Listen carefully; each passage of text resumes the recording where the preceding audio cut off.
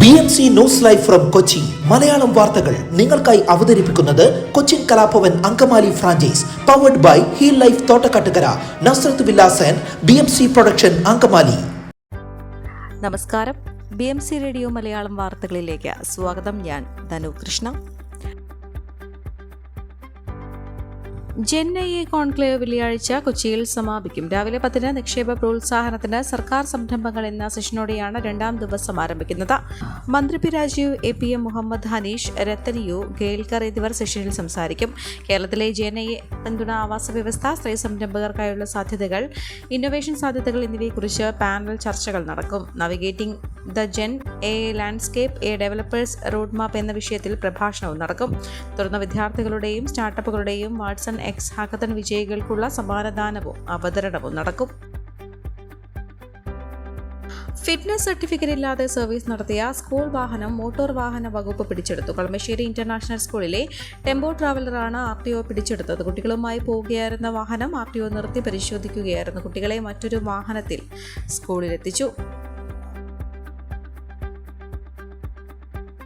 കുണ്ടന്നൂർ തേവര പാലത്തിൽ ഇന്ന് രാത്രി മുതൽ യാത്രാ നിരോധനം. അറ്റകുറ്റപ്പണികൾക്കായാണ് പാലം താൽക്കാലികമായി അടയ്ക്കുന്നത്. ഇന്ന് രാത്രി 11 പാലം അടയ്ക്കും. തിങ്കളാഴ്ച രാവിലെയാകും പാലം ഇനി തുറന്നു കൊടുക്കുക. അതുവരെ ഒരു വാഹനവും കയറ്റിവിടില്ലെന്നും അധികൃതർ അറിയിച്ചു.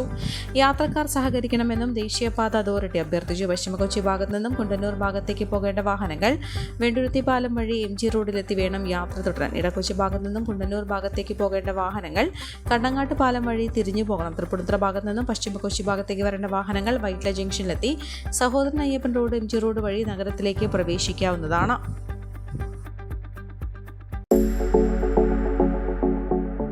കോവിഡാനന്തര കാലഘട്ടത്തിൽ ജീവനശൈലി രോഗങ്ങളുള്ളവർക്ക് സന്തുലിതമായ ആരോഗ്യ പരിപാലനത്തിന് ആലവിക്കടുത്ത് തോട്ടക്കാട്ടുകര ജംഗ്ഷനിൽ ഹീൽ ലൈഫ് തുറന്ന പ്രവർത്തനം ആരംഭിച്ചിരിക്കുന്നു.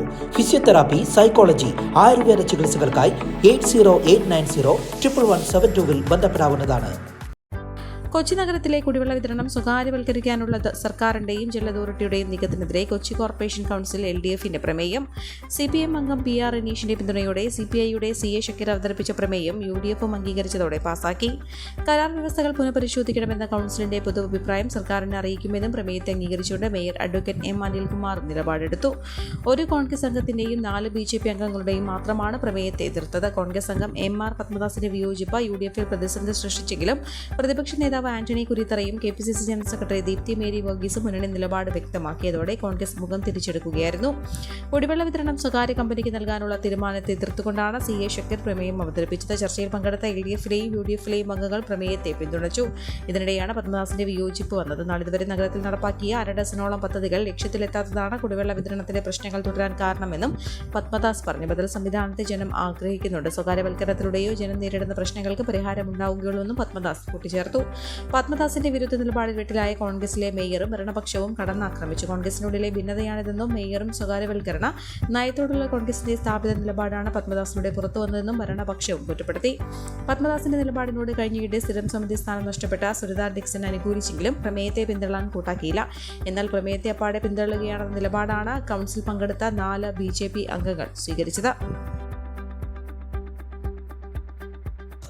മഴക്കാലം ആരംഭിച്ച ശേഷം പാമ്പ് കടിയേറ്റ് ചികിത്സ തേടുന്നവരുടെ എണ്ണത്തിൽ ഗണ്യമായ വർധന. ഒരു മാസത്തിനുള്ളിൽ 100ഓളം പേരാണ് പാമ്പ് കടിയേറ്റ് ചികിത്സ തേടിയെത്തിയതായി LF ആശുപത്രി അധികൃതർ പറയുന്നത്. വിഷപ്പാമ്പുകളുടെ കടിയേറ്റവരാണ് ചികിത്സ തേടിയെത്തിയവരിൽ അധികവും. മഴക്കാലത്ത് മാളങ്ങളിൽ വെള്ളം കയറുമ്പോൾ പാമ്പുകൾ കൂട്ടത്തോടെ പുറത്തിറങ്ങുന്നതാണ് കടിയേൽക്കാൻ ഇടയാക്കുന്നത്. പാമ്പ് കടിയേൽക്കുന്നവർക്ക് ചികിത്സയുടെ ഭാഗമായി നൽകുന്ന പ്രതിവിഷം അതിന്റെ ഉൽപ്പാദനം നടക്കുന്ന സ്ഥലത്ത് തന്നെ ചില ഘടകങ്ങൾ വേർതിരിച്ച് ശുദ്ധീകരിച്ചാൽ പാർശ്വഫലങ്ങൾ ഒഴിവാക്കാനും ഫലപ്രാപ്തി കൂട്ടാനും സാധിക്കുമെന്നും ഇംഗ്ലണ്ടിലെ ഓക്സ്ഫോർഡ് യൂണിവേഴ്സിറ്റി നടത്തിയ പഠനത്തിൽ കണ്ടെത്തിയതായി LF ആശുപത്രി ഡയറക്ടർ ഫാദർ തോമസ് വൈക്കത്ത് പറമ്പിൽ പറഞ്ഞു.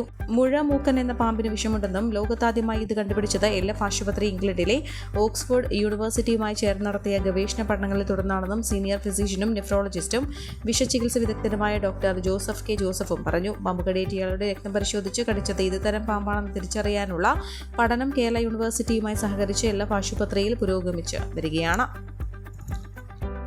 കഞ്ചാവുമായി ഊന്നുക്കൽ പുത്തൻകുരിശ് മേതലപ്പുറമ്പാറ പരുത്തിപ്പള്ളിയിൽ ടിജോ ജോയ് പിടിയിലായി. ഇയാളിൽ നിന്ന് 1.5 കിലോ കഞ്ചാവും കടത്താൻ ഉപയോഗിച്ച സ്കൂട്ടറും പിടിച്ചെടുത്തു. കഴിഞ്ഞ ദിവസം രാവിലെ പെട്രോളിംഗ് നടത്തുന്നതിനിടെയാണ് ഇയാളുടെ വാഹനത്തിൽ നിന്ന് കഞ്ചാവ് കണ്ടെടുത്തത്. ഫോൺ പരിശോധിച്ചപ്പോൾ കഴിഞ്ഞ ദിവസം കഞ്ചാവ് വാങ്ങിയതിന്റെ ഫോട്ടോകൾ കണ്ടെത്തുകയും ചെയ്തു. കഞ്ചാവ് നൽകിയവരെ കുറിച്ച് വിവരം ലഭിച്ചിട്ടുണ്ടെന്നും ഉടൻ പിടികൂടുമെന്നും എക്സൈസ് അറിയിച്ചു. ഈ വാർത്തയോടുകൂടെ BMC റേഡിയോ മലയാളം വാർത്തകൾ സമാപിക്കുന്നു. നന്ദി, നമസ്കാരം.